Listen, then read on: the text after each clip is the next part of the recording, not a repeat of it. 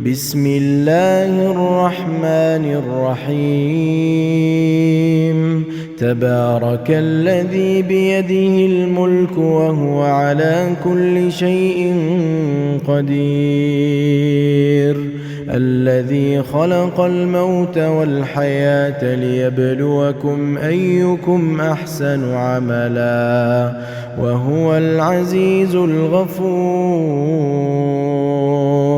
الذي خلق 7 سماوات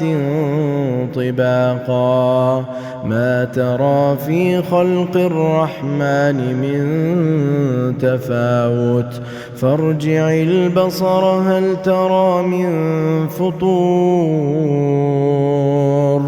ثم ارجع البصر كرتين ينقلب إليك البصر خاسئا وهو حسير ولقد زينا السماء الدنيا بمصابيح وجعلناها رجوما للشياطين وأعتدنا لهم عذاب السعير وللذين كفروا بربهم عذاب جهنم وبئس المصير إذا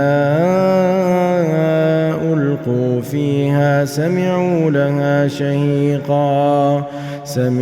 لها شهيقا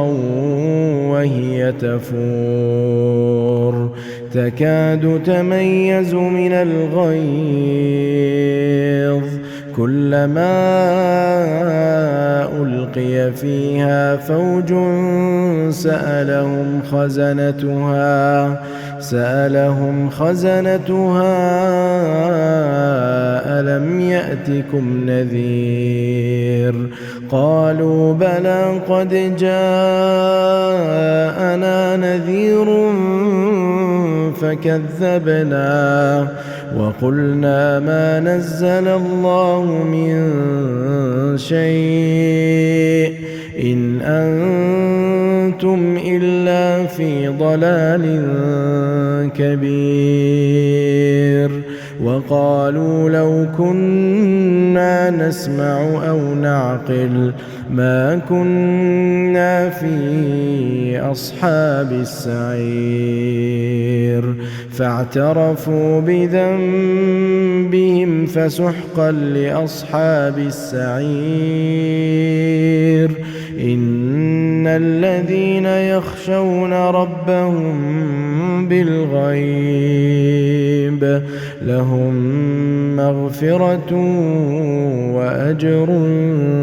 كبير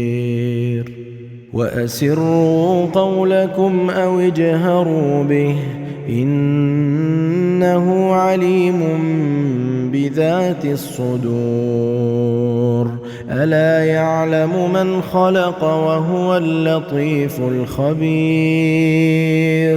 هو الذي جعل لكم الأرض ذلولا فامشوا في مناكبها وكلوا من رزقه وإليه النشور أأمنتم من في السماء أن يخسف بكم الأرض فإذا هي تمور أم أمنتم من في السماء أن يرسل عليكم حاصبا فستعلمون كيف نذير ولقد كذب الذين من قبلهم فكيف كان نكير أولم يروا إلى الطير فوقهم صافات